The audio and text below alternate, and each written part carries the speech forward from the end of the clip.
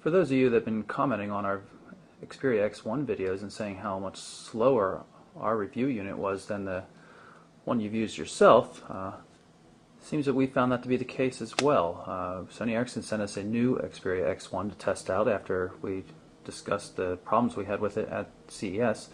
They sent us this nice new shiny black one, which I think is a lot better looking than the silver one we had before.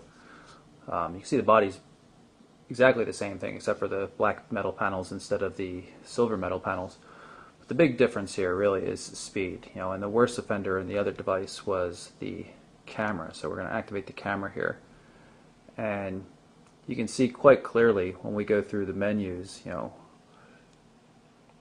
quickly things scroll now by comparison. It's still not the speediest thing we've ever seen, but you can pull up something and go through the menus pretty reasonably now. So we're glad to see that change. The thing is, it's not all perfect yet. The panels are still pretty slow to activate. We'll pull up the panels here. You can see we'll switch panels, and it takes a few seconds to switch out. It's still not live yet. Static image. Okay, now it's live.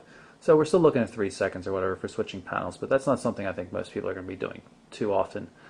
In general, a lot of the sluggishness that we saw in the other device is gone, so things are moving a lot better.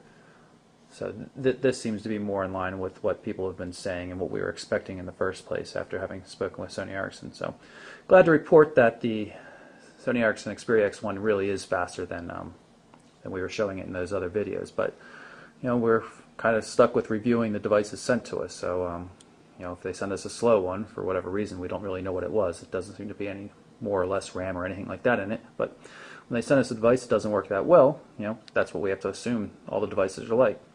We're just happy to report that that's not actually the case here. So here you go. This is a very much improved Sony Ericsson Xperia X1. Makes the device much more usable. I think people are going to like it. It's still really pricey.